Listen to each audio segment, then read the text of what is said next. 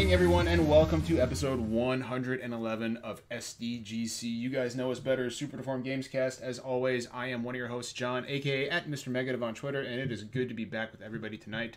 I shaved, as everybody can see, so I know it's weird. You guys are just going to have to get used to it. We have two very awesome guests with us tonight. I'll introduce Matt first, because you guys are familiar with Matt. Matt Piscatella with NPD. It's always a joy to have you on. You know that, man. I don't need to say that. It's always fun to hang out. Thanks for having me back. And we have somebody who has never been on the podcast before, Testa. So Testa, how do you go on Mixer? What's your actual Mixer name? My full Mixer name is LTesta, and people call me Testa or LT or LTestia. Everything. I just hate Lieutenant Esta. That's the only one I can't stand.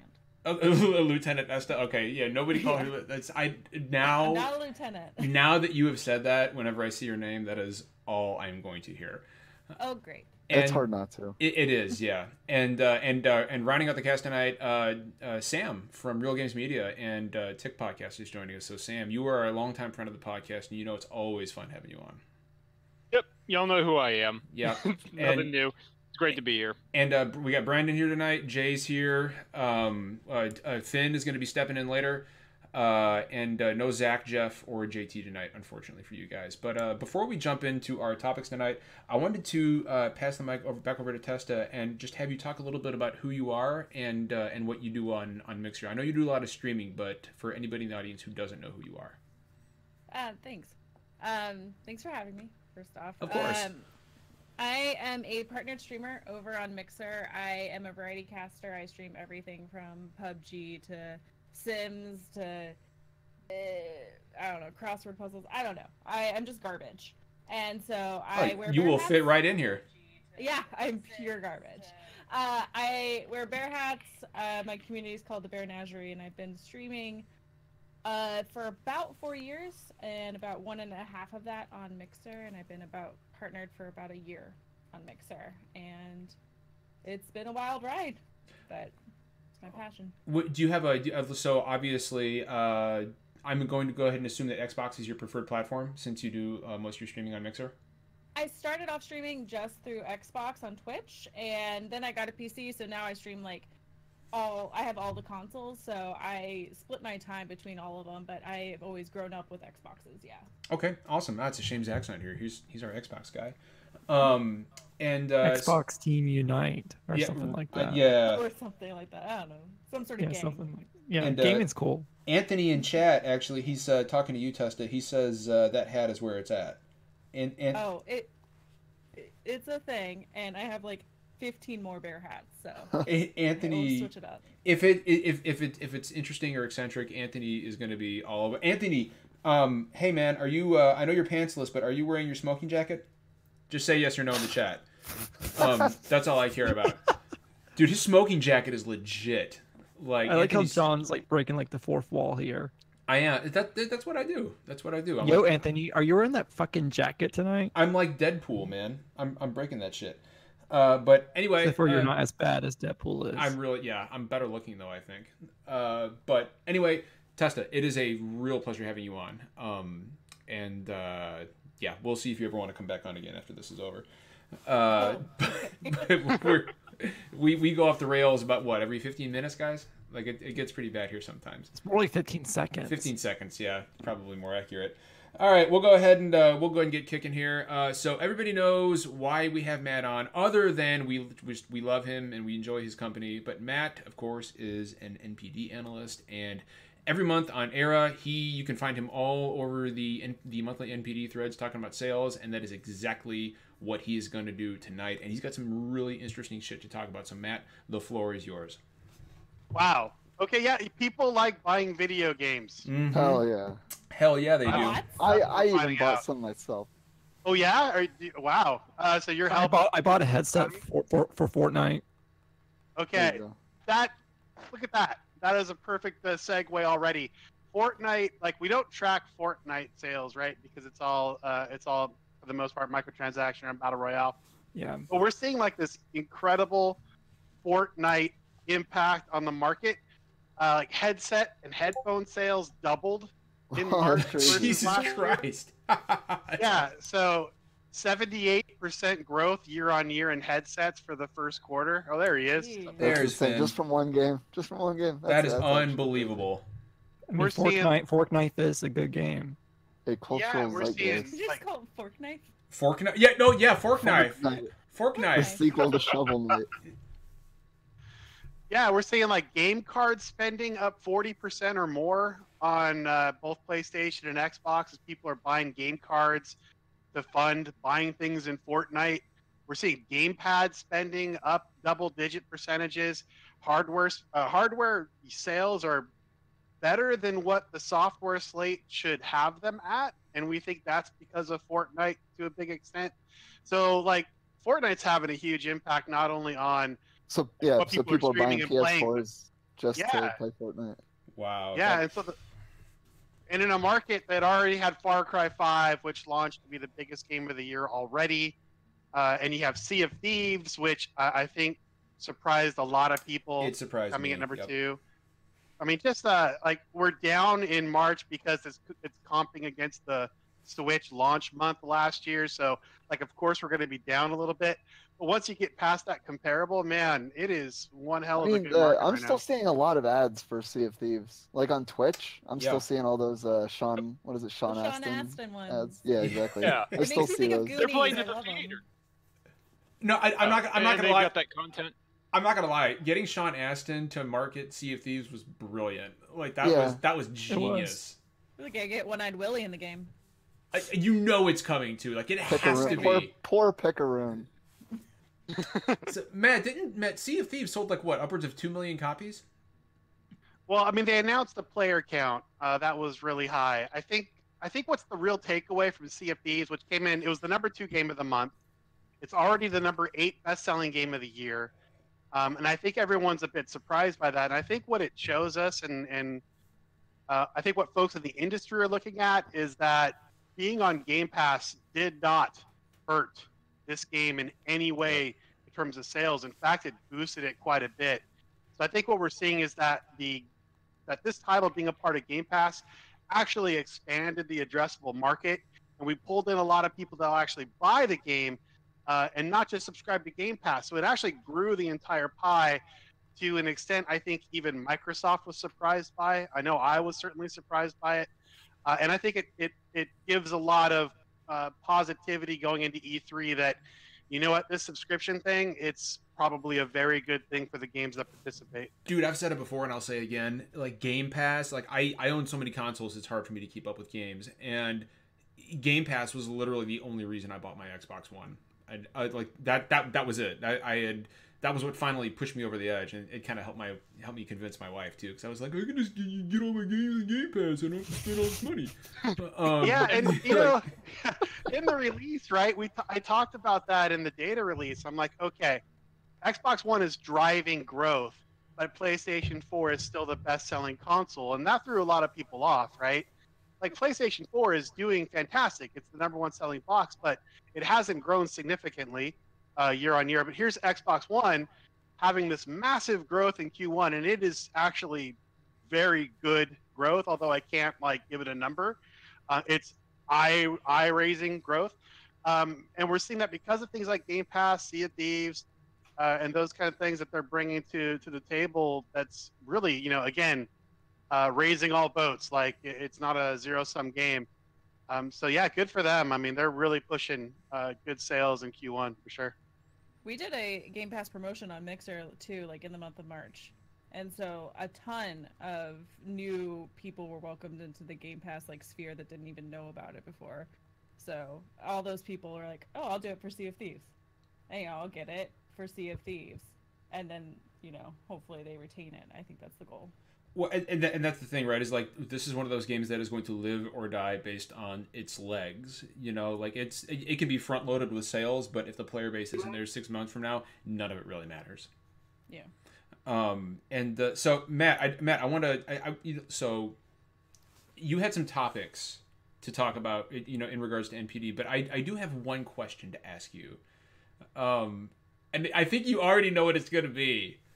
But I have to know about that one Game Gear game that got sold at retail. I saw that thread. In the United States, a Game Gear game. Oh, I think it was a Sonic game. Yeah, it was a Sonic game. It was a Sonic game that got sold at the register, and so Game Gear got actually placed on the NPDs this month. And how many years has it been, Matt, since you've seen a Game Gear game chart?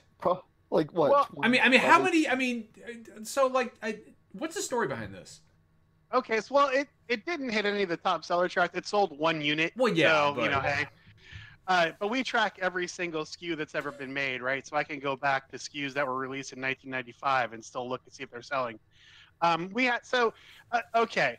So I get on Twitter and I do all this in-depth analysis and I throw all these things out there, and it's fine. People like it, okay. But then I throw like a bestseller PS Vita or Wii U list, and I get more response than anything. So I'm like, all right, if people are like going to go nuts for Wii U and Otomi games on Vita, then all right, let me do a bestsellers of each platform that are still out there. And I found, there's some Wii games selling, of course, like Just Dance is still on Wii. You're going to find like your GBA random stuff's going to show up. But a 27-year-old Sonic 2 for Game Gear shows up, it's a little bit surprising, right? So like I imagine, and I don't know for sure, I actually looked into this, and we hide every single piece of information that can be tied back to any particular store or retailer, right? So the trail went cold really quick. I didn't even realize we didn't track those things at all. But we're very careful about how we track these things, apparently, as I learned. But I was curious, like, how did this happen? And like the running theory is, okay, Toys R Us liquidation. It was probably stuck under some store fixture, or it was like behind some boxes or something. Yeah, has to be. And it ended up on the shelf, right? Somebody found it in the bathroom under a tile. Yeah, so I mean, you see these random SKUs pop up once in a while, and when I started digging in after this, I started finding more and more, just like, how the hell, like, we haven't seen a unit sell of this game in 2 years, and all of a sudden it just pops up somewhere. Like, how does that all happen? But it was crazy. Like, the response was overwhelming. Like, it trended on Twitter for 4 or 5 hours. I'm like, what the hell's going on? I got called fake news for not being able I saw that. Tell some guy on Twitter to prove to him that I knew that a game's. And he also got attacked for breaching, personal information, and that was a fun conversation. Yeah, that was yep. Lord, fake sales. This is it's hard to believe that Matt is growing tired of this industry full of rational, polite people on Twitter. Like, I can't believe you would not want to be around this anymore, Matt. Like, I love the passion. The passion drives me. The passion so of the community. So if I remember correctly, the guy who bought it actually popped up on Twitter, and he posted a picture of it, right? Like, well, it turns out that was a guy's brother-in-law who found it in a closeout bookstore in Wisconsin 2 months ago. Actually found out that's not a retail chain that we track in our normal service. So it's part of our extrapolated. So, like, there are other Sonic 2 Game Gear copies floating around that are 30 years old. I just find this stuff fascinating. It's got like it's like the Indiana Jones for game nerds. Like, how can I find this copy in the back of a Rite Aid? I've got this metal picture now of Matt hunched over his keyboard for 5 hours, and then somebody walks in the room and like, just let it go, and he's like, no, you're right. You're right. I'm just gonna let it go. I'm just gonna let it go. And then hold on. And then at 2 a.m. he's sitting in a dark room with a glass of bourbon and a cigarette, just staring into nothing. Just staring into nothing and thinking to himself, where?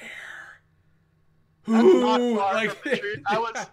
I got up. Oh God, it was 3:30 in the morning, and I couldn't sleep, and I was still thinking about this. I pulled out the computer again, and I'm like, all right. What was going on with GBA? Okay, what? How did this? How is Chrono Trigger? So yeah, I was doing that. So I mean, it's kind of like when you go on Wikipedia and you start reading one article, and then 5 minutes later, reading about something totally opposite. Oh just yeah. I do that all the time, actually. Matt, the question we all want to know though is, when do we get the top 10 N-Gage games? When are we going to hear that a store's been selling N-Gage titles? No, I want to hear about the Gizmondo games, man. Yeah, 0 N-Gage units sold last month. I looked. What I'm about worried about the Virtual Boy sales. Actually. So I've actually got a legit NPD question for Matt, breaking away from you jokers here. Nintendo wants to hit 20 million Switch units sold within the fiscal year. Do you think that's possible? Because that seems like a lot. Yeah, it is a lot. I still think Pokemon shows up this year for that target. I don't know how you hit that target without Pokemon. People will tell me that Animal Crossing can help and Smash can help, and yeah, they can help, but I don't think they get there without Pokemon. So I don't know. I'm putting my money there. Okay. Does anybody have any questions for Matt about any of the NPD stuff? I have one, actually. Let's hear it. So, Sea of Thieves was a real wild card with it being the first game coming to Game Pass at launch and all that sort of thing, and a new IP, first new one from Rare, and God knows how long. State of Decay 2, are there any real predictions going into how that'll roll out come May? Ooh, so the user base is there. I think what's really interesting about Game Pass is that if you look at Sea of Thieves, you make the assumption that, okay, the people in Game Pass are influencers, right? Either with a larger group or a smaller group. Like they're the people that people listen to about video games. So I think any game coming day one to Game Pass is going to automatically have a bit of an advantage in that respect, in that the audience is going to be bigger than I think one would traditionally assume. So I'm going to go ahead and assume that State of Decay 2 actually has a really good launch, both from a sales and an engagement perspective. And then, just like with Sea of Thieves, it's going to depend on how good the game is and how good the service is after launch as to how good the legs are going to be. But I think not just State of Decay, I think we're going to see a lot of games start moving into this area because you look at the performance so far and you go, you know what? I want my game on there because I know my audience is going to be a lot bigger than it would be otherwise. So I think it's a competitive advantage for those games that are participating in that program right now, and we'll see how long that lasts. Yeah, I mean, they're Microsoft's even getting non first party games on it now. I think Laser Lead, which is a new game from the Ollie developers, is launching on Game Pass, which is interesting. So it'll be cool to see. I do have one legit NPD question for Matt. Please. And it pertains to Sea of Thieves. Do you think that going forward with people's trial passes expiring, do you guys get any of that information about retention for Game Pass? Yeah, so we have a tool called the Games Acquisition Monitor. It's a 5,000 household survey that goes out every month. So we are able to track things like who's in and who's spending and how much they're spending. Mm-hmm. Yeah, so we'll be able to see how that churns and if they're able to grow or if they're able to just convert the people who are in trial right now. And I think, that's going to be a key indicator about how well this is going to do longer term. And will that come alongside, say, next month's NPD report, or is that going to be a separate report? That's one of those ones that companies pay a lot of money for. So we'll have to get approval. Just leak it to us, Matt. Just leak it to us. That's all you got to do. Just leak it. We'll see what happens. I don't know if Microsoft would be very happy with me if I did that, but Yeah, because I just think that's the interesting thing, because Sea of Thieves was a surprise success, but now the question is, does it keep the people before the content starts rolling out? All you guys asking about Sea of Thieves, why don't you ask about a good game? Yeah, so John, E3... remember that time we just chased chickens for 30 Yes, minutes? that was the definitive Sea of Thieves experience, was chasing chickens around a beach. You did it all. Was chasing chickens around a beach. Jay and I chasing chickens around a beach and I'm carrying this chicken coop around, and then I just stopped and I was like, I'm gonna turn this off and do something else now. Why am I doing this?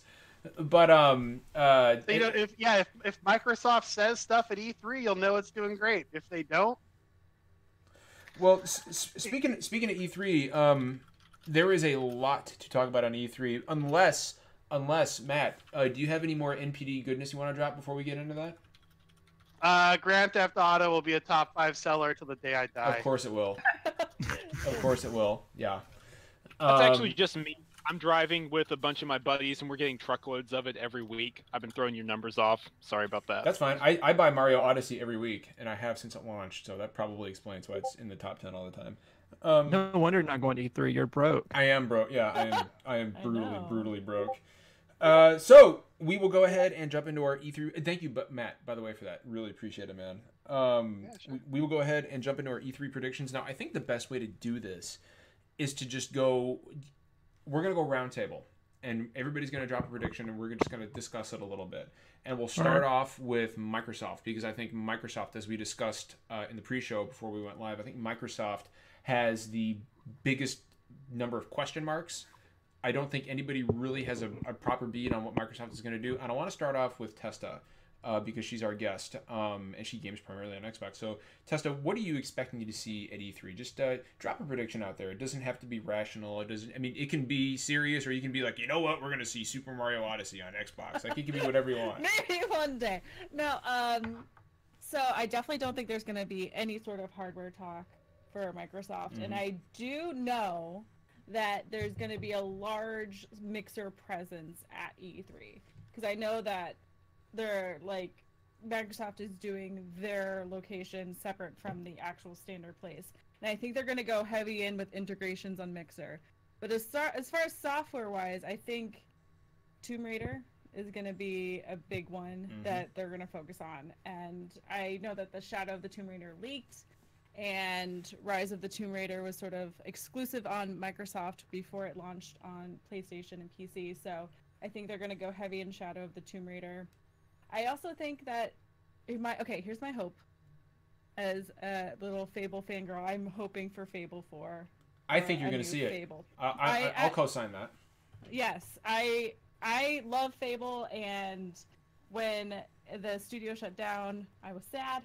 And so that's my big hope for Microsoft is Fable 4. I obviously think they're also going to focus on Red Dead and having a good graphic quality on the Xbox One X. I think that's going to be a big sort of play for them, because when Red Dead Redemption was redone in 4K, they sort of made a big deal about that one, the difference in look and feel of that game. And that game is like timeless, so anything that updates the look of it is going to be really exciting. Well, I think, and I'll throw this out of the group, but I think Fable 4 is a given. I think that is a solid. You're making me so happy. I think I think that's. I mean, there have been rumors that Fable Online. I don't really know if it ever got a proper name. Yeah. Do you think it will be Fable 4 or like a spinoff, like an Albion Online kind of thing? I think it's going probably to a reboot. No, I don't think it's going to be online. I think the rumors, and Sam, you might know more about this than I do, but I think the rumors had pointed to those assets being used for an actual Fallout 4. I mean, or Fallout, Fable. Fable, yeah. Not Fallout 4. I mean, Fallout 4 never came out, so. Oh Lord. But there's a lot of rumors, there's a lot of leaks, but I would go with the fact, a lot of the Reset era leaks that broke in the Microsoft thread were corroborated by Eurogamer and some investigations they did. Playground's making a big second studio. They're working on a big RPG. Those assets are sitting there waiting to be used. So you can, sort of draw the lines, connect the strings, so to speak. It makes sense. Yeah, I think the writing's on the wall for Fable. So as far as when it releases, I don't think you see that though until next year. Yeah. Are we talking about the Fable that's rumored to be done by Playground Games? Yeah. I don't think we get that this year. At most we get a CGI teaser trailer, because if the rumors are true, they just started on it. I think you're gonna get gameplay. Ooh, in fact, I'll take that action. I'll take Testa's prediction, and I'll take it a step further. I think Fable opens the show. Ooh, yes. That's open the show with get spicy. I like it. Bring the spice, John. I'm gonna sprinkle a little zest on this conversation, and I'm gonna say that Fable 4 opens Microsoft's presser. That's what I think. I think it's time.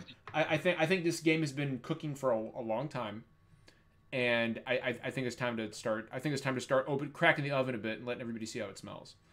That was such a good fucking analogy. God, I'm so proud of that. You're on it. That was so good. So Fallout, why do I keep saying Fallout? Damn it! You got Fallout. Fable 4. Yeah, Bethesda on the brain. Fable 4. We will pass the mic over to people in chat. Are like, that's bold, John. We will pass. Is bold. It is bold. I like it though. I'm a bold man. We will pass it over to Sam for a Microsoft prediction. So I'll co-sign what was said earlier about third-party presence, if rumors be believed, whatever, that they have a lot of third-party deals. If they don't have any big games ready this year, then it makes sense, right? You have the Xbox One X, you want stuff to look good. So Shadow of the Tomb Raider, absolutely. Division 2 seems likely. But you know what? I'll tell you what. I'll do a zesty take. Ooh. Well, drop it, man. Don't leave me hanging. I come to Switch. No, wait, hold on. Hold on, wait. Cut your zesty take got completely cut out, so you got to say it again. Dramatic pause. Wait, he actually said something? I broke up? Oh, come yeah, on. You did. It just sounded like there the was most dramatic pause. 7 seconds of silence. We're all like, and? Yeah, you broke up. Great job. Great job, Internet. No, Microsoft and Nintendo stopped coming to blows over GoldenEye. It comes to Xbox One and Switch with crossplay. And I'll take it a step further. Whether it's a new season or a new game, I don't know, but Samus or Link comes to Killer Instinct and Banjo goes to Smash Bros. No fucking way. No, that's too zesty. No, that's believable. Hold on. Banjo is believable. Nintendo characters in hold on. I want to make sure I'm hearing this right. Nintendo characters in Killer Instinct. Is that what you said? Yeah, I mean, okay, you know what? Is that what you said, Samus? We live in a world where Cloud is in Super Smash Bros. But here's the thing: no, Nintendo's not going to allow their temple characters to be torn apart by killer robots and Mohawk dudes. That is not going to happen.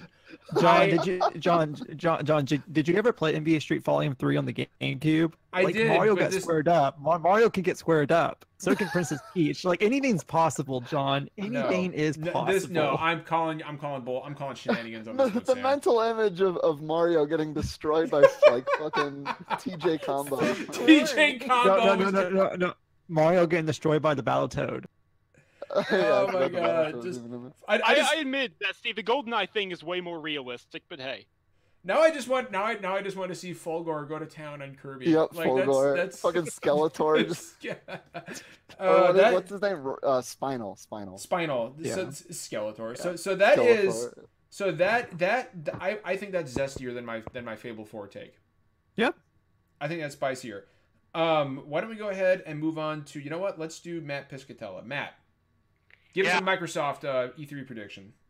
All right, Xbox Live Gold disappears, is replaced with Game Pass subscriptions for everyone who's currently a subscriber. Ooh. And they tear down the multiplayer paywall. That would be amazing. Hey. Nice. That's pretty zesty. I like it. I like it. There's a lot of there's so much spice and zest and bold flavors in these predictions. I like it. None of this is boring. That's what I appreciate about you guys. I don't know. So what do you guys think about Matt's little prediction there? I think that's possible. It makes sense, right? The only thing I miss is like the daily or the monthly games with gold. They would have to do like monthly rotations in Game Pass or something. Yeah, but games with gold haven't exactly been fantastic over the last several months, and if you've got 8 new games coming every month in Game Pass, what does it matter, right? Assassin's Creed Syndicate was free this month. Especially, I didn't say it hasn't. There have been some gems, but overall, as a whole, what would you rather have? Like a new IP or a brand new indie game and 7 other games coming to Game Pass, or 4 much older games coming in games with gold, and the multiplayer paywall being dropped? See, this is interesting because with like Games of Gold's month, Super Mega Baseball 2 launched on Games of Gold, and then as I said before, later on Laser Leads launched on Game Pass, and it's like, you know, if they're gonna be using indie games to like, if they're gonna be using those like services to like launch games, they might as well just combine them together at that point. I mean, it just fits in with their whole strategy about engagement mattering, which it really does to them. Yeah, I haven't spoken sales to them in a long time, and this idea of the continuing service, they want to get into streaming, and like even look at something like Sea of Thieves. When you look at the sales data for Sea of Thieves, there's absolutely zero difference between a sale on the Xbox and one on the Windows 10 store. Like they're actually the same exact code. So they are moving in a direction of bringing it all together, and I think this is the E3 they take. I mean, isn't Sea of Thieves a play newer title though? So like a sale on one platform supposed to be, count as... Yeah, it just talks to their whole philosophy though of bringing it all together. All right, let's throw the mic over to tell you what, let's go to Jay. Okay. Make it spicy. We're gonna see if we're gonna get. Well, this isn't. I'm gonna start off pretty like tame, I guess. we're gonna see Forza Horizon 4. Oh, come Like, on. I think Of course we're going to see Forza. No, but we're going to see the new spin-off. Because there's been a new spin-off rumor for a while. Okay, I didn't know a that. different country. Yeah. Yeah. Electric Square's game, supposedly. Yeah. Supposedly, anyways. So I feel like they're going to show that off.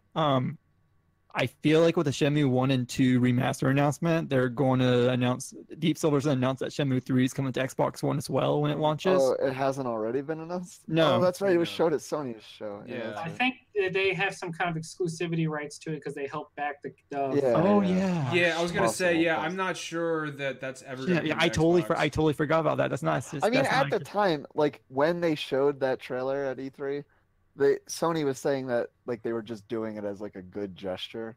Like they were not implying in any way that there was any sort of exclusivity agreement. They were just kind of like saying, "Hey, we felt like this would be a cool thing to do." That was like their statement on it at the time. I mean, things could change. They could have. Yeah, I mean, things could change. Who knows? It's been years. Yeah.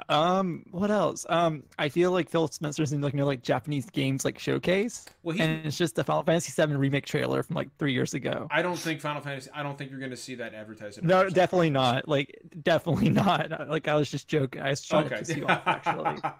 The game doesn't exist, so. Oh, stop, dude! You're going to piss Brandon off. We're gonna get a Master Chief Collection announcement for the PC. Like, SMB on Stage is out like right now on Windows stores. I can see that happening, actually. Yep. Yeah.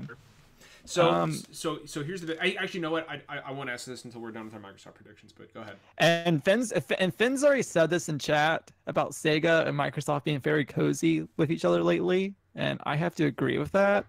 It's Finn's point, so I'll leave it to him to talk about it. But I see it happening. I see games like, I see like the Atlas games and whatnot showing up on the Xbox. Okay. So, Well, all right. Well, let's kick it over to Finn then. Finn, make your Sega point. Well, one of the points I want to make is, because there's been rumors for a while that Phil and Sega have been cozying up. Sega's been like seen around their offices and whatnot. So either Yakuza is going to be making its way over to Xbox. That would be cool. And this is, I think, a bigger point for them. I think whatever the Persona 5 extended version is, the 5 version of FES or Golden, will hit Switch and Xbox. I don't think it'll. There's no way because they're always going to do an expanded version. There's no way it stays.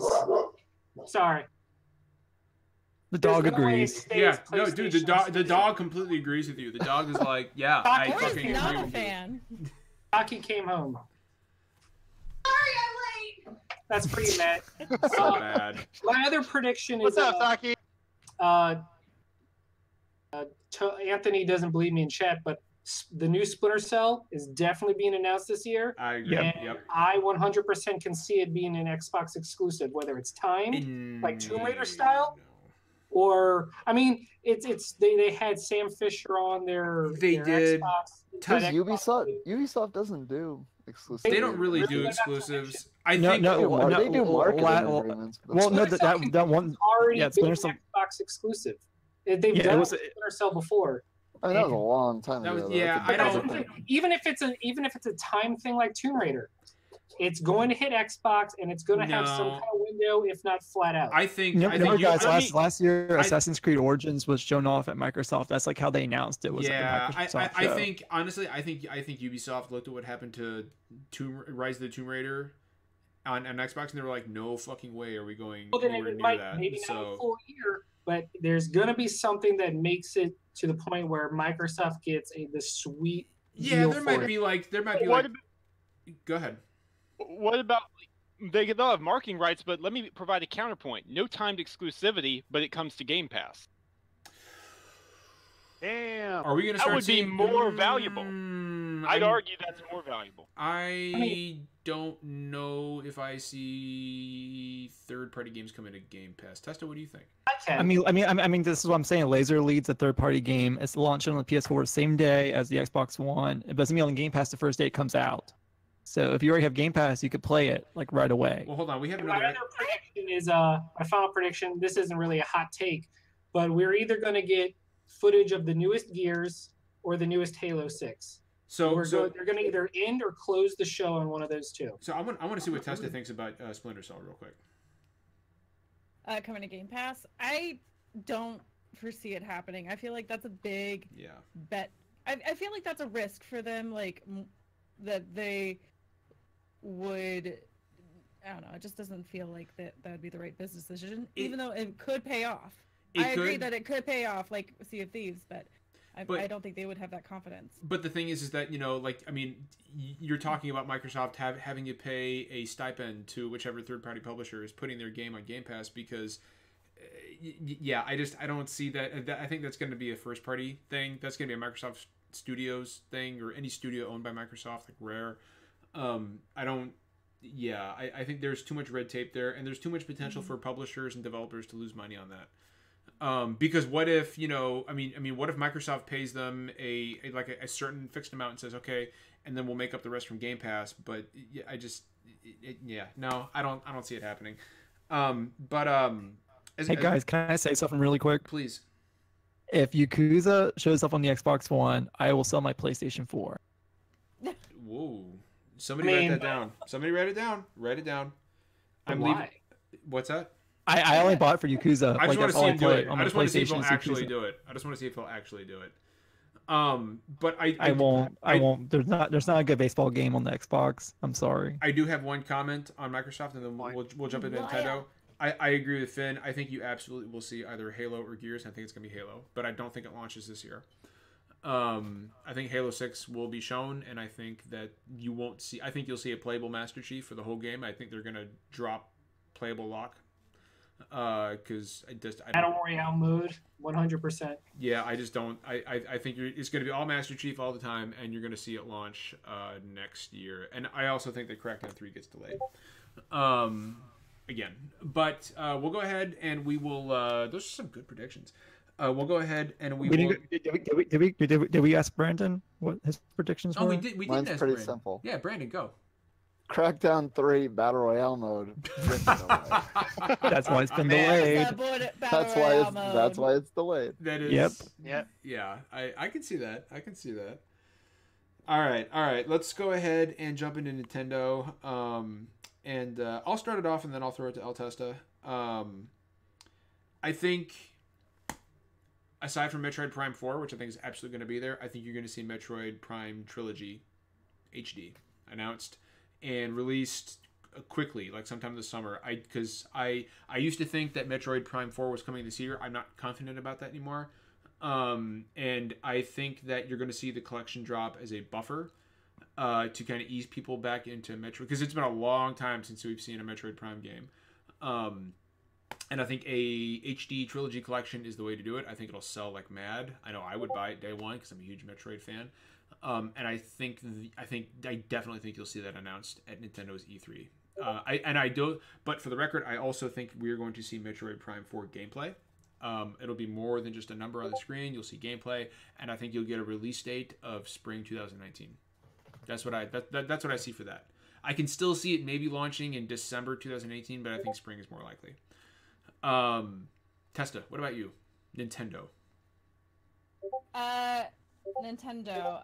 I am definitely like all for a Pokemon MMO. Like so that's interesting, right? So that's interesting. Pokemon MMO is so bad. So that's all I want. I've wanted it for years. It's so perfect. So I do think there's going to be a Pokemon that launches this year, absolutely. But by MMO, Testa, do you mean like an actual MMO where you can take your Pokemon and fight other trainers online, or like a big shared world, like where you can see people running around? Like what? Like how do you define that? I feel like I think it's something where you fight online. You like I was thinking like an Elder Scrolls type thing where you just can go up to anybody and fight them, or you know maybe both sides have to accept. But there has to be some sort of like real life Pokemon interactivity game that they can do with the Switch. That's my thought. With the success of Pokemon Go, I think they realized that people would do it and dive in wholeheartedly into it. That's my big one. And the other one was a new Yoshi game. Oh, so Testa, actually, so in regards to Pokemon, I do have a question for Pokemon about you. Pokemon has traditionally done its own thing in regards to announcements, right? Like Game Freak normally does their own like, hey, we're doing Pokemon, here it is. Nintendo generally doesn't showcase Pokemon announcements at their spotlights or treehouses. Do you think this year is going to change because it's the first Pokemon on a actual console, not like a primarily handheld device? Do you think it's time? I think they would be dumb not to. I agree. That's my opinion. I agree. But sometimes Nintendo does things and I'm like, oh, okay, that won't work, and it always does. So whatever. I think that's a smart prediction. I think Matt. I saw Matt nodding his head down there. I think Matt would probably agree with you that a Pokemon title is going to hit Switch this year. Yeah, I'm gonna go Pokemon, and then I'm also gonna go with a Switch revision, Pokemon themed with additional memories, additional storage, because they need to get that new CPU in there. There's everything going on the bad scene in terms of hacking stuff, and hacking stuff. So I imagine we're going to start seeing perhaps some revisions there. I just noticed in chat that Anthony says Metroid Prime 4 will not be shown. Anthony, I love you, but you're smoking that good kush, man. Like, there's no way Metroid Prime 4 is not at E3 for Nintendo this year. That's crazy talk.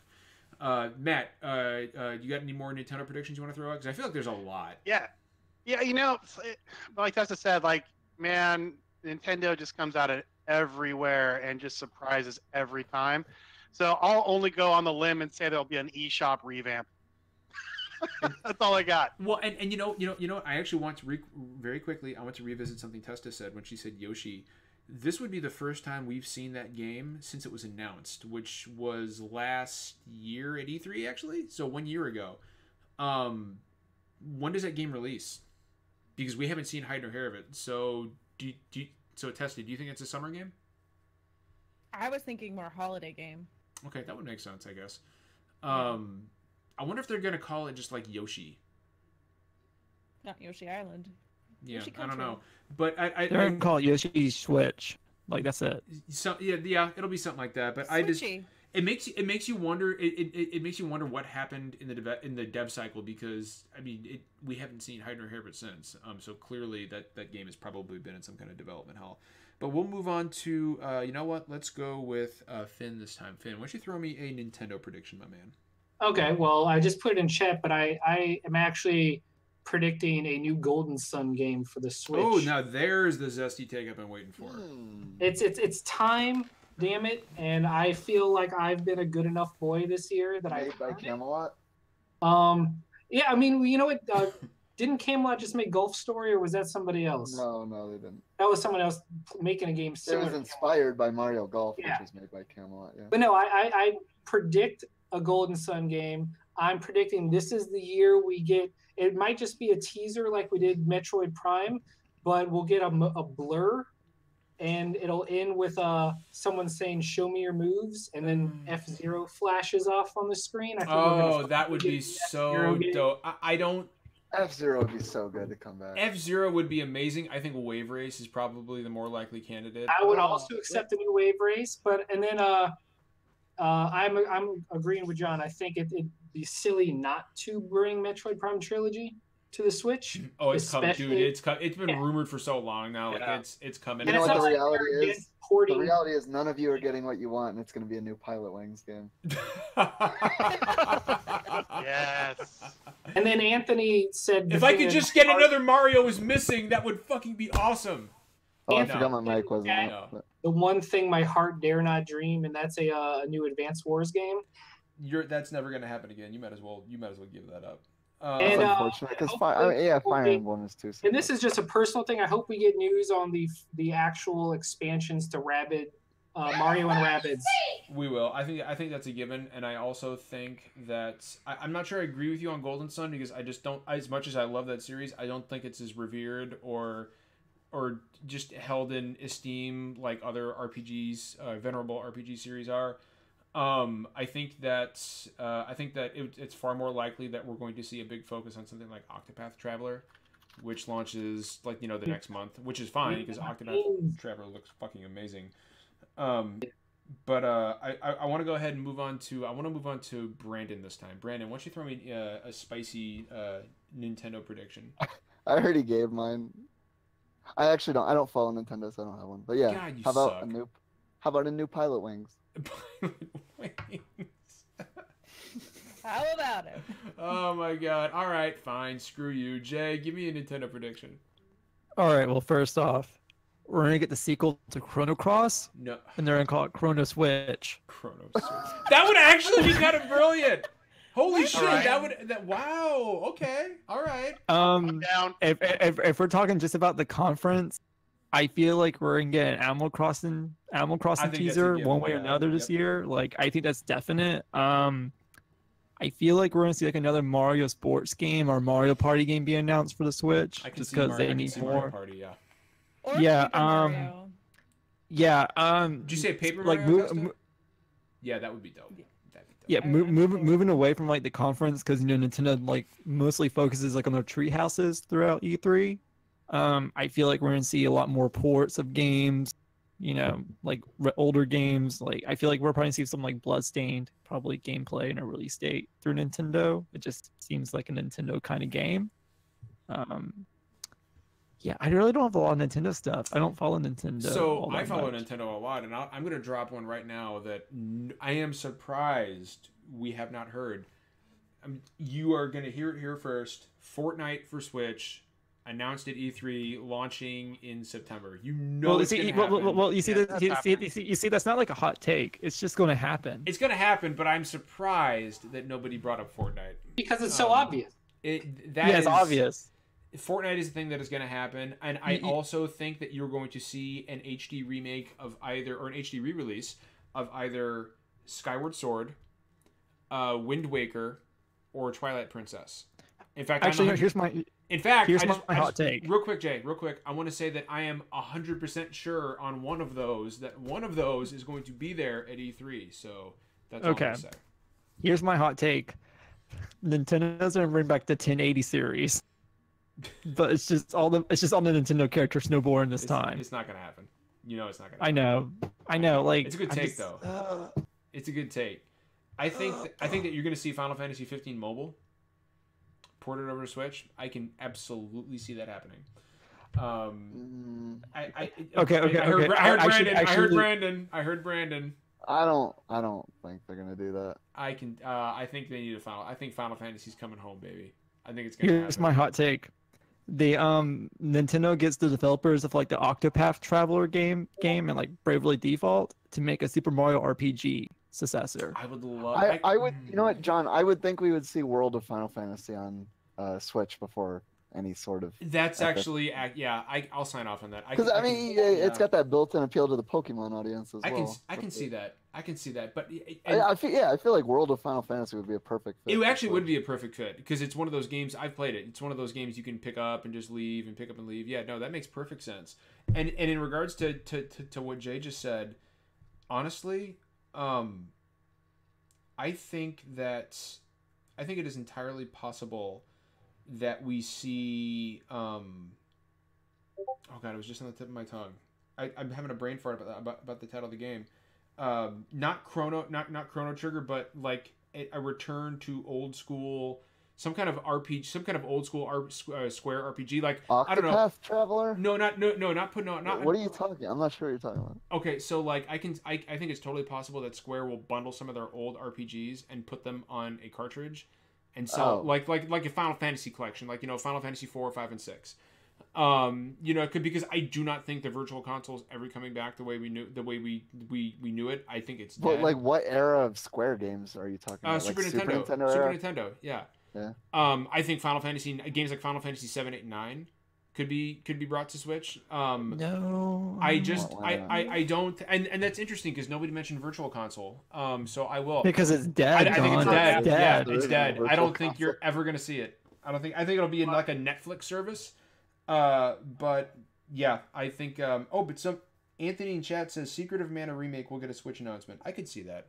Yeah, that's totally reasonable. I could see that happening. So, do you think N64 Classic comes this year, or do you think we're stuck with SNES Classic and NES Classic for another year? No, N64 Classic all the way.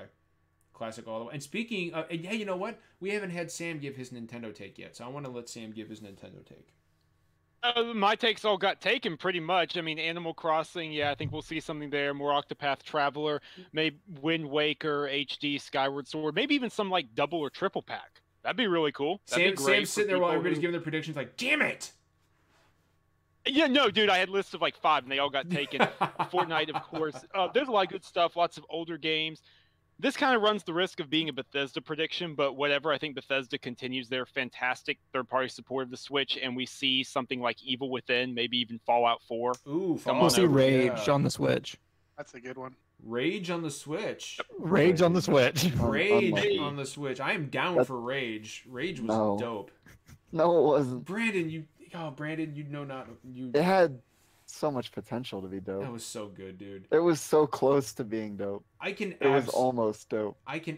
You're a dope. I can absolutely see Fallout on the Switch. And I think we already know Evil Within is coming, right? Like that's already a thing. Evil Within on Switch just hasn't been announced yet, but we all know it's coming. Seems likely. John, sorry, I wanted to add one more thing. Please, and then we'll move on to Sony.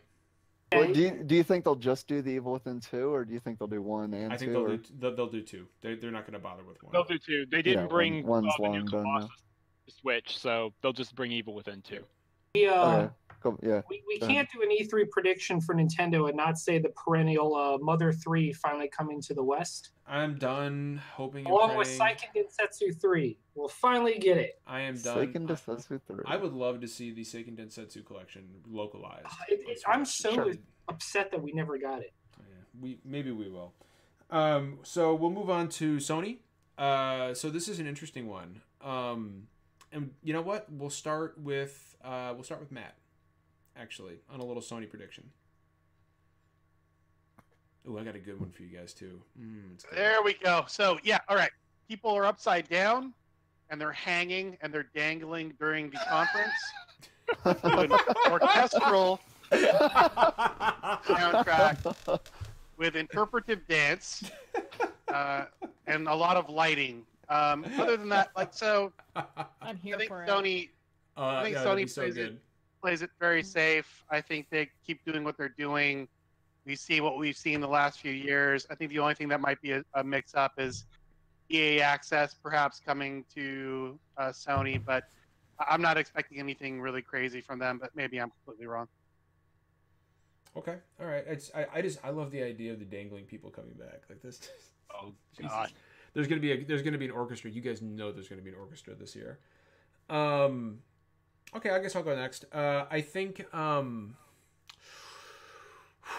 this is the year that we see Final Fantasy VII Remake again.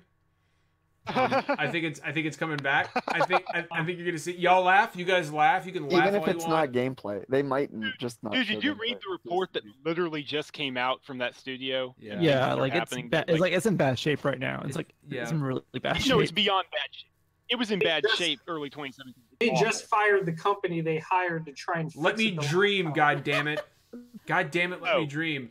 We will stomp those dreams out. So just like Dreams. So right, yeah. Dreams is coming out this year. Dreams is coming out this year.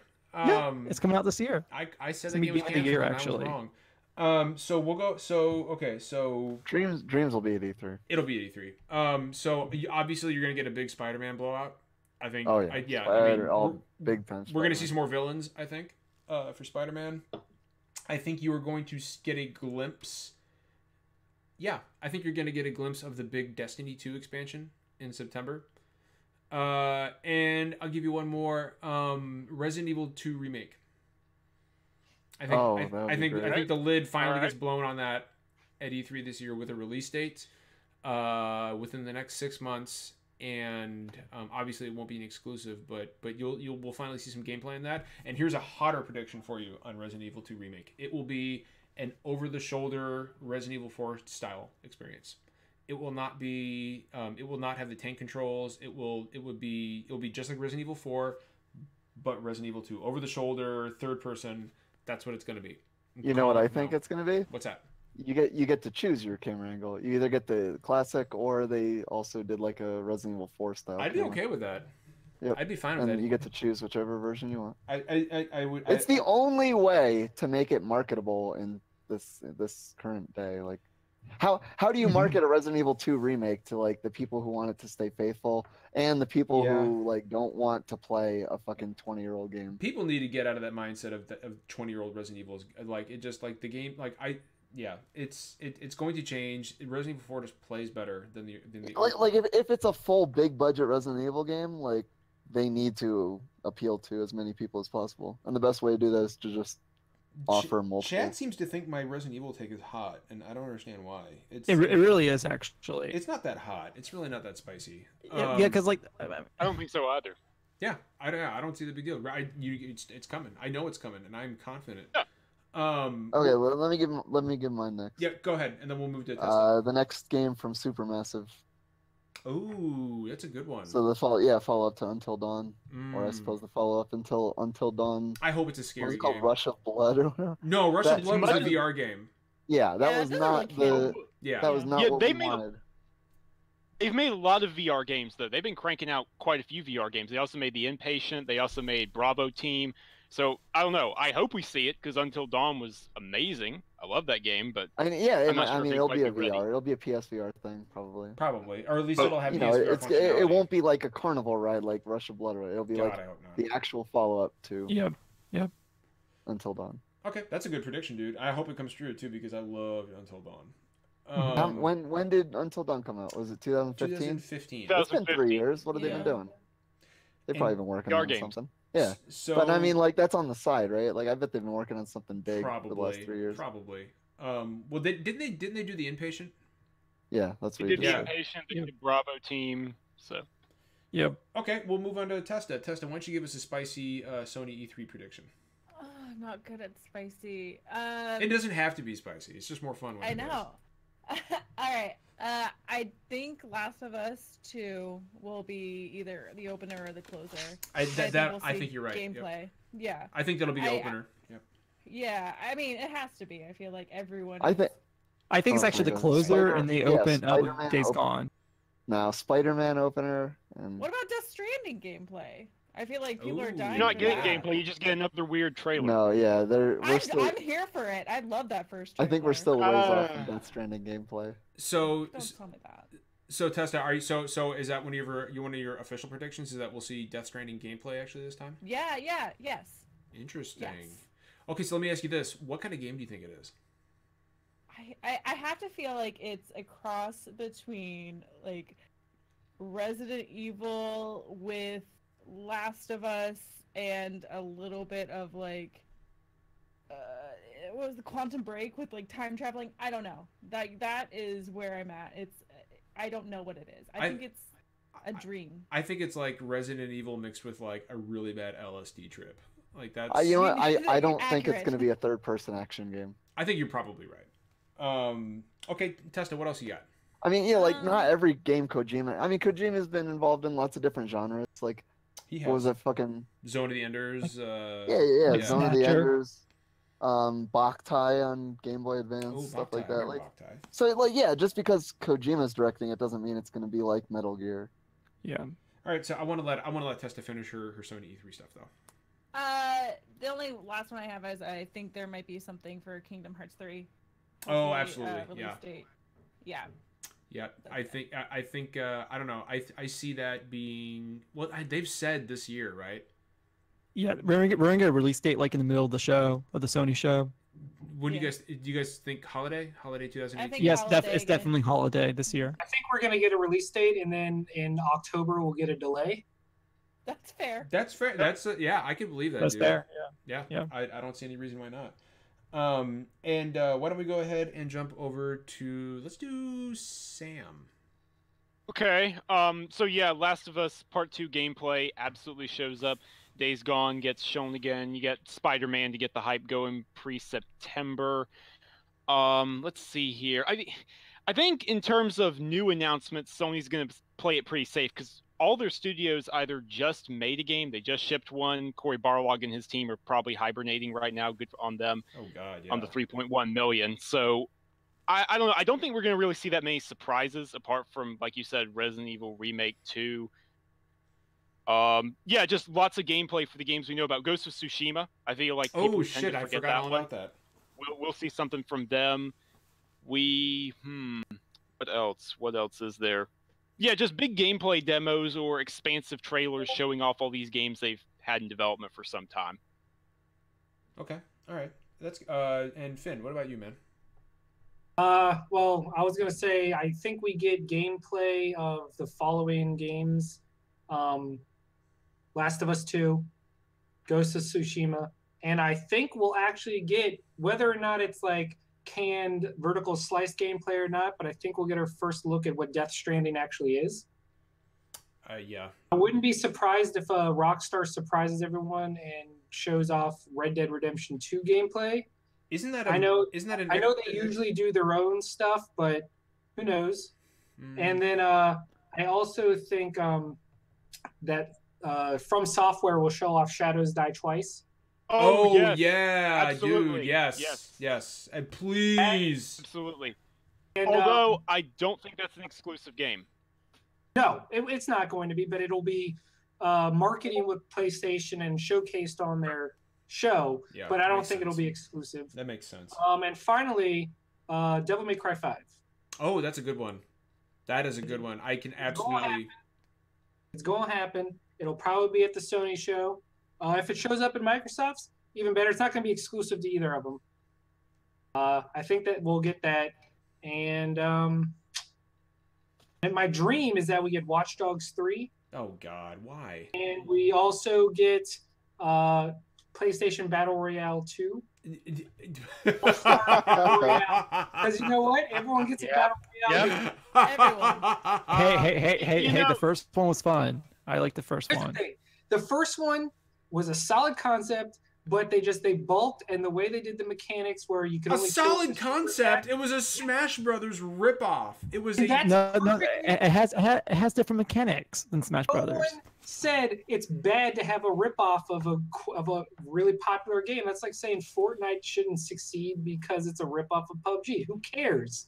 I want them to take another stab at it and have even more third-party and first-party characters. Anthony. Have Kratos be joined with his boy. Anthony I in don't chat says Jet Set Radio 3 Vita exclusive. I want another stab at it because it was flawed, but I think No. I think it has potential. So I actually I know we're talking Sony, but I actually have two. I want real quick. I have two Nintendo predictions that I forgot about, and I'll make them very quick. Star Fox. I think it's time. I think Star Fox is coming back. I think they want to. That last one bombed. It bombed. I think. If anything, it'll be Star Fox Zero with actual good controls. No, it's not going to be Star Fox Zero. It's just going to be a new Star Fox game. No. I think it's time. I think the writing's on the wall. They're going to bring Star Fox back, and I also think they are going to bring back Punch Out. I think Punch Out is coming back. I think, and it's a perfect fit with the Joy-Cons. Dock that thing, and you got the Joy-Cons, and you're punching. I think it's a perfect fit. I think Punch Out just even more than Star Fox. Punch Out just makes sense. Arms? No, Almost as good as eating sandwiches. Exactly right. Yeah, I feel like, holy shit, I feel like that should be like the sequel, like 2-3 switch. Just have like a sandwich eating mini game on your the best one. That's yeah. But yeah, I think Punch Out and Star Fox. I think you're gonna see Nintendo start bringing back a lot of their classic franchises. But I've got one more Sony prediction actually that I wanted to throw at you guys, and I think it's going to be I think you are going to see okay, it was on the tip of my tongue. SOCOM. There's a spicy take for you. I think I'm just gonna throw it out there and say bring back SOCOM. Okay, Because but SOCOM's dead. who's doing it though? Who's doing it? What studio? I don't know. Okay, that's why it's a because, zesty take. The studio that originally developed it's So- closed. That is why Yeah. it's a zesty take, because I don't know what And studio they're actually clear do that. Their differentiator, Sony's made it very clear that they're focusing on single player right now. That they're not really producing multiplayer games. Well, that'll be the one to change it. Well, let's go. See, through- I'm down. It doesn't have to definitely interested. It doesn't have to follow the Battle Royale model. I think if it followed the Ghost Recon Wildlands model, that would be a perfect fit for SOCOM. I want to go through. So there's actually some suggestions in chat. I want to. Can I go actually? Oh, have you not gone yet, Jay? Go ahead, please. No. All right, we're gonna see the Medieval remake. Oh shit! I forgot all about that, dude. Good call. Yeah, we're gonna see some Spyro remastered gameplay, and there's gonna be like some like exclusive like Sony thing, like you can play as Ratchet from Ratchet and Clank or something like that. Okay. Like I feel there's gonna be like a marketing deal. Like there has to be. Like it originally came out on PlayStation. We're definitely going to see Dreams, and we're gonna have a release date. It's going to be this year. it's not dead. I know John wishes Dreams was dead, but it's not dead. Dead. I just thought it was. I just thought it was dead. We're gonna see like 5 seconds of like Days Gone, just to remind everyone that actually exists. That it's a thing. Yeah. That is a thing. Yeah. I don't know. We'll probably see some like Soul Calibur 6 gameplay, Call of Duty Battle Royale. Like I feel like for Sony this year, and it's already been said, it's gonna be like a very slow show, because they're pretty much just trying to get games out of the door and get ready for probably the next console. To be honest, we might see like a Gran Turismo Sport update, probably, maybe. I don't know. Are they still pushing that game? I mean, Gran Turismo Sport came out last year, I think. Was it last year? Like a couple months ago, but like, yeah, like I mean, like that's basically like their Forza right now. I mean, they don't really have any other racing game on the market. I mean, yeah, it's possible. Maybe we'll yeah, it's just a really slow okay, here's my take. I have a take. They're going to bring back Jumpin' Flash for the VR. Jumpin' for Flash. VR. Matt's it's a face VR right now is exclusive priceless. though. Matt's Vib Ribbon. Oh, and we're gonna see a new Ridge Racer.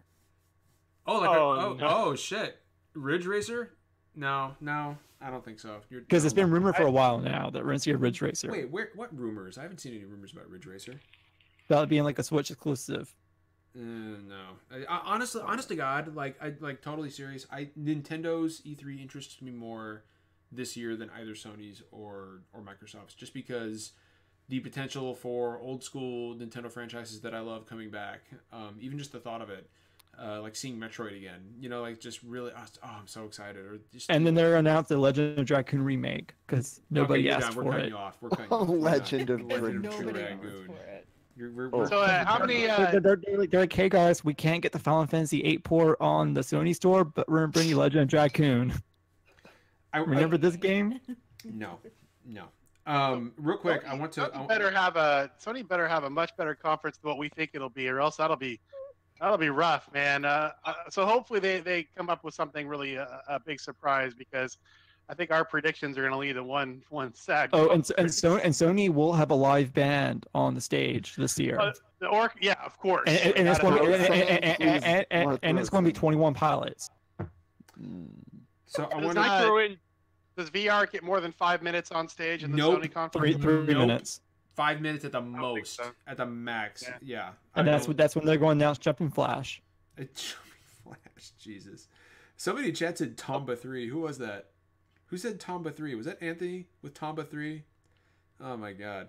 And Beyond Good and Evil 2. Oh, that's Ubisoft. That's a Ubisoft conference thing though, right? Yeah.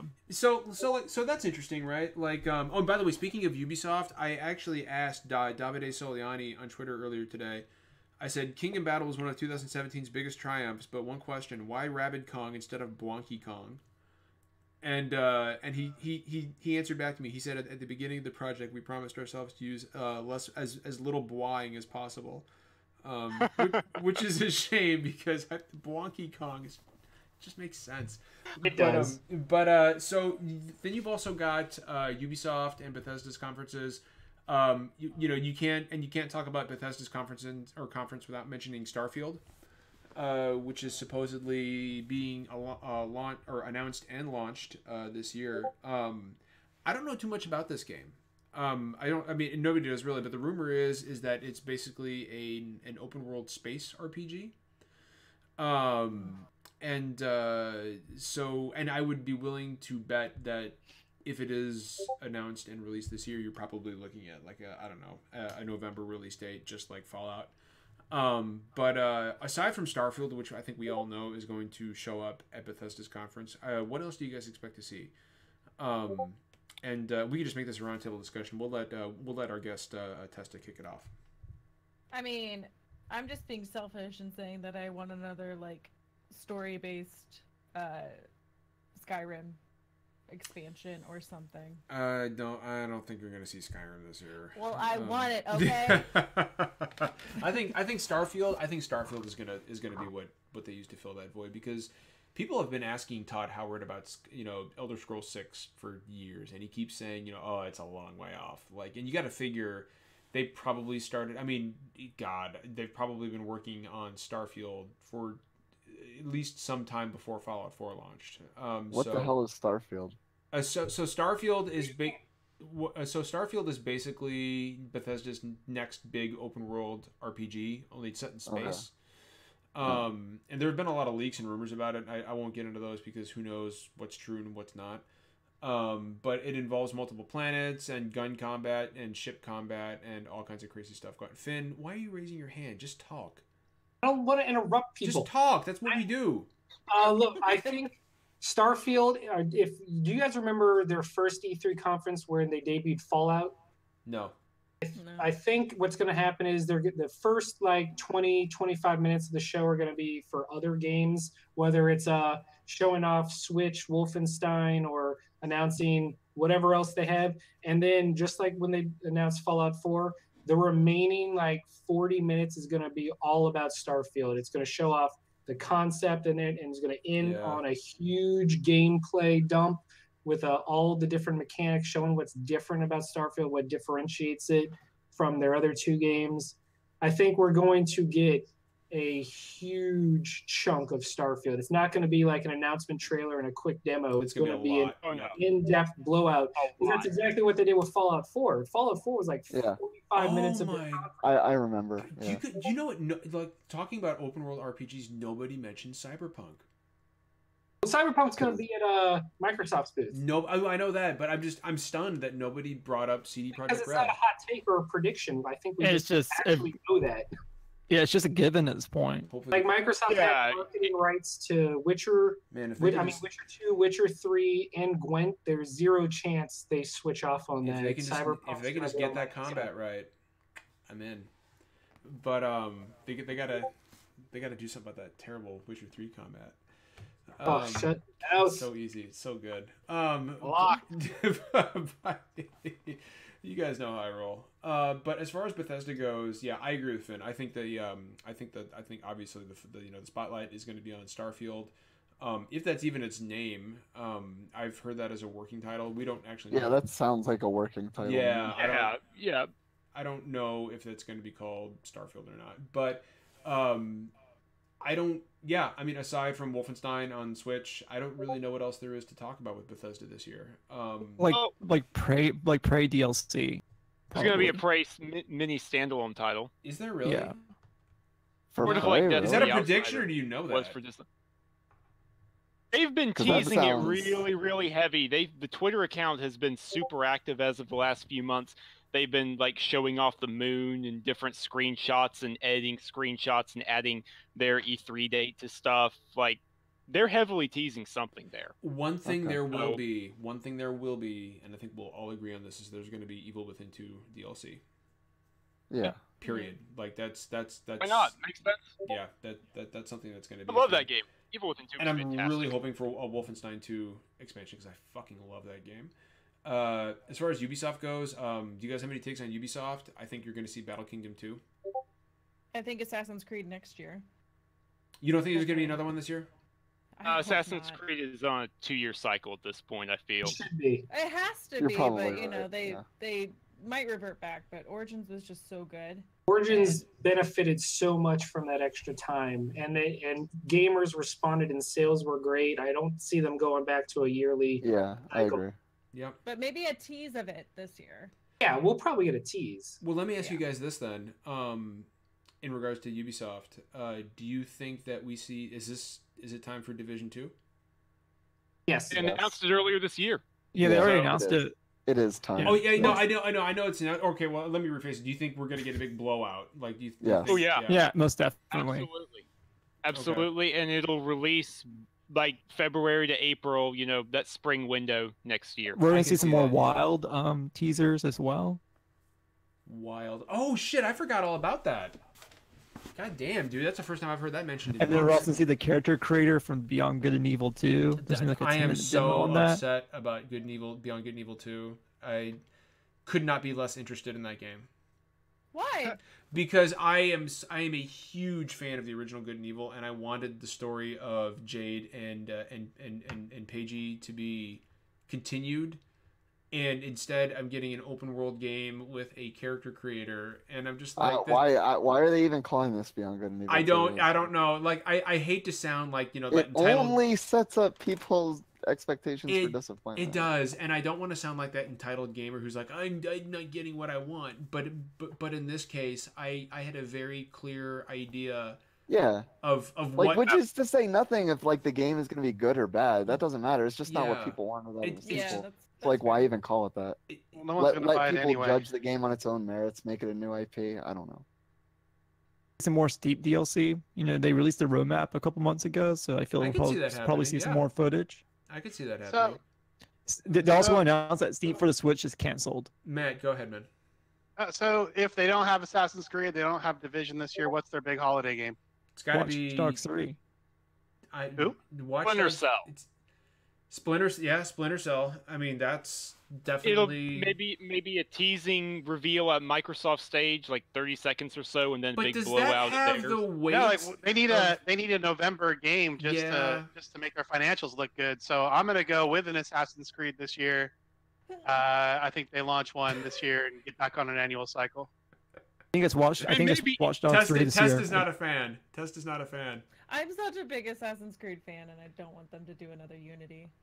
Well, they need something to fit in that window to comp against Origins last year. But I feel like it would have leaked by now. You know, like we would have heard something if there was an Assassin's Creed. I mean, There'd be a laptop open on an airplane somewhere. Yeah, exactly. Ubisoft, please, Feudal Japan for the next one, please. Well, wasn't like Japan. the title of the new one like rumored to be like Assassin's Creed like Dynasty or something like that? Something like that, yeah. So China or Feudal Japan, I'll take either one. But Feudal Japan would be incredible. So I don't know what it'll be, but something will get announced to launch in November, whether that's Watch Dogs 3 or Assassins. Something big has to come this holiday, or else like the comps are going to look really bad. Hot take. Absolutely agree. What if it's the Division 2? Great. Yeah, could be, honestly. Could be. It could right? be. I mean, let's go. I mean, they really turned the Division around, and they got a lot of their player base back. And you know, depending on how Division 2 is received at E3, I mean, that could be their big holiday title. But again, like there's also the X factor of Red Dead Redemption 2, and I wouldn't want to be a game releasing anywhere within 3 weeks in either direction of that game. I don't know if you guys saw that trailer the other day, but Lord,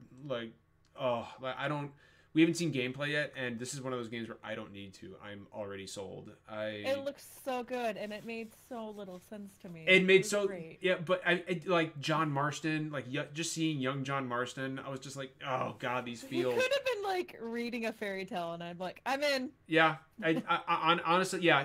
Red Dead is one of those games where just tell me it's coming. I don't need to see gameplay. You can show me some vignettes, and I'm good. It just looks boring. You say this stuff to get a rise out of people. No, like the first Red Dead Redemption was really boring as well. So that game made me cry. It's not a good game. Test, I warned you that this is. I warned you this is a dumpster fire. It's not a good game. People living in your garbage home. Like it came after GTA 4, which is like the best Rockstar game ever. So like you also like, don't think there's any good on Mario every games, level. so I'm inclined not to take you seriously. Hey, I like Super Mario Kart. So. Oh my god. All right. Does anybody have any more E3 takes they want to drop before we wrap it up here? The PC gaming show is gonna be really bad again. It's always bad. It is always bad. But Devolver Digital is going to be amazing, and Nina Struthers is going to come back, and it's going to be the greatest thing ever. Devolver is always good. Their PAX booth is incredible. I'll do some just some quick notes here. So since we're on the subject of E3, please don't forget we will be attending as press for the first time this year, and that will be Zach, Jay, and Finn will be attending E3 to cover it live for us, and they're gonna run into Matt and Sam as well there. And it's gonna be a really good time. Woot. And we already have big plans for E3, so be sure to watch out for the YouTube channel during E3. Well, and so we're gonna have our guys covering it on the ground there, and then of course, as always, we will be streaming all the conferences here on our Twitch channel. And next week, and again on the subject of E3, next week we have Reed Albers on, who is with the he does the gate at E3, and he's also with the ESA. So Reed is a good guy, and he will be on next week. And we have some cool guests coming up after him. It's you guys can expect a lot of guests over the next few weeks. I made a lot of connections at PAX, and now I'm cashing all those chips in. Hey, we all did. Yeah, and so now we are cashing it all in and getting a bunch of guests on the show. Jake Baldino has been very busy, but Jake, I've talked to Jake and he is going to come on the show. It's just a matter of when. Jake, of course, is at Game Rinks. So we got some cool stuff planned for the future. Testa, it was a joy having you on. You were great to have on. We really appreciate you coming. I really appreciate you guys having me. Thank you. Tessa, just because I missed the start of the show, so I don't know if you mentioned this. How many bear hats do you own? There might be more than 13 and less than 17. That's oddly specific, and I like it. Which one's your favorite, though? Oh, I'll get them. Hold on. Oh boy, here we go. No. Here we go. Finn, what have you done?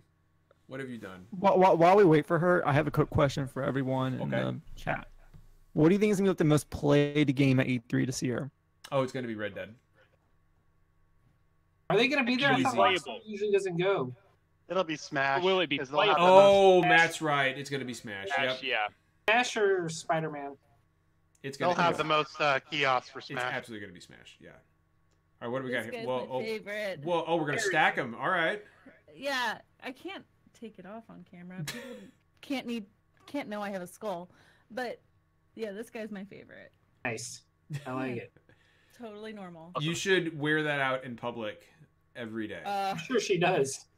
Every day. Like work like this. Regardless of how warm it is outside, that's what you should do. And I'm not talking just like you should wear both of them, because right now, the way the blue hat looks, it looks like you've got giant, like droopy elf ears.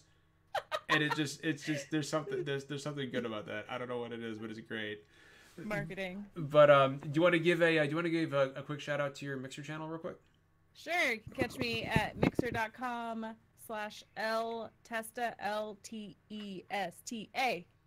Excellent. And my Twitter is LTesta_, because some bitch LTesta who hasn't tweeted since 2013. It's got LTesta.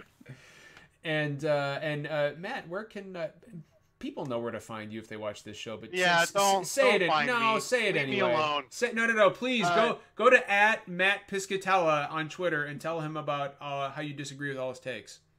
Yeah, do that. That's great. Disagree. I'm fake news. Oh my god, I feel so bad for you, man. The shit you fake sales, fake charts, fake charts, man, fake charts. Poor Z Huge. We need to get Z back on. He's been on in years. But anyway, we'll go ahead. Get me on with him next time he's on. I've never actually talked to the guy. He's a good guy. He used to be our NPD guy. But then he got his job at God, where's he working now?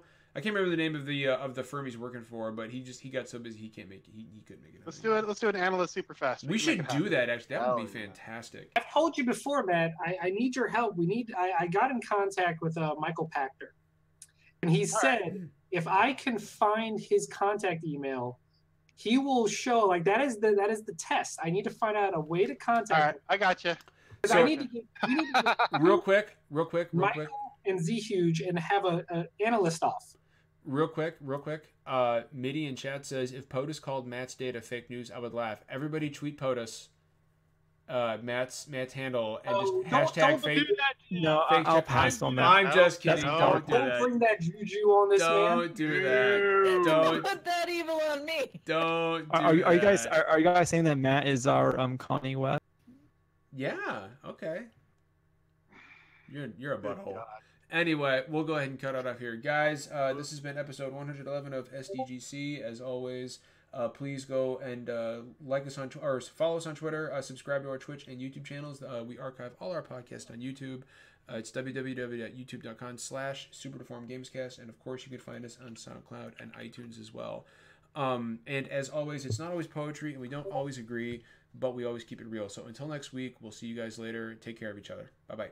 #ChronoSwitch.